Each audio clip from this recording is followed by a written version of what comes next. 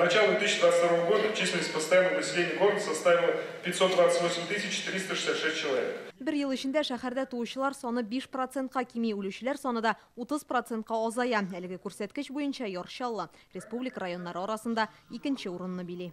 За последние 3 года отмечается положительная динамика. Соңгы 3 елда шәһәрдә сабыйлар арасында үлем очраклары 40%-ка азайды. Баш табибларга бу күрсәткечләрне киметү өчен тагын да тырышыбрак эшләргә һәм мәсьәләне контрольдә тотарга кирәк.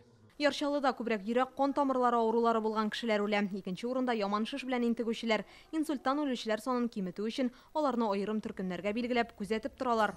У нас два ключевых фактора. Монда ике мөһим факторны исәпкә алырга кирәк. Беренчедән, пациент белгечләргә мөрәҗәгать иткәннән соң, аңа компьютер томографиясе ясау өчен көтү вакыты 60%-ка, ягъни 18 минутка кимеде.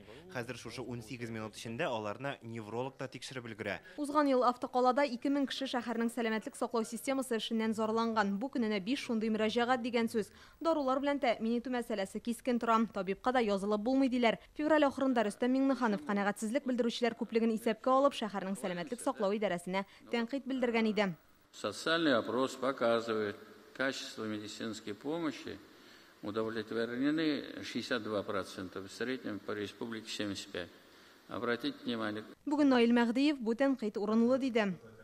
Мы все вместе с вами работаем с самым дорогим, что имеется на земле, с человеком. Biz барыбызда кешеләр белән эшлибез. Алар белән очрашканда, аралашканда бераз сабыррак булуыгыз сорала.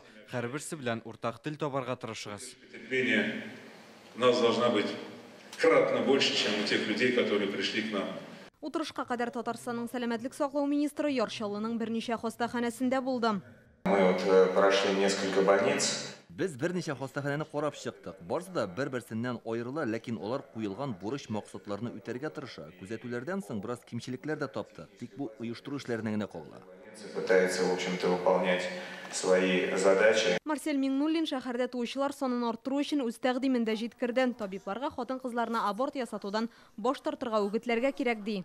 Сколько абортов в динамике вообще делается? Аборт ясатучылар санының артуын яки кимүен дә күзәтергә кирәк. Моны шулай контрольдә тотасы иде. Чөнки без туучылар саны кими дигәндә эшне медицина хезмәткәрләренә генә сылтап калдырырга тиеш түгел. Булачак әниләр белән аңлату эшләре алып баруда мөһим. Марсель Миңнуллин сәламәтлек саклау системасының төп бурычларының берсе дип махсус хәрби операциядә катнашучыларга медицина ярдәмен күрсәтүне дә атады. Этот вот сегмент людей, которые будут возвращаться с СВО, это рисковая группа.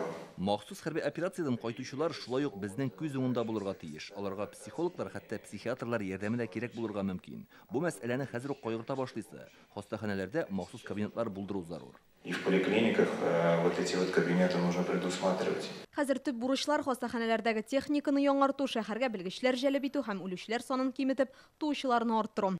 Инзилә Хөсәенова, Гөлнара Миңнеханова, Александр Лихачев, Яңа гасыр каналы.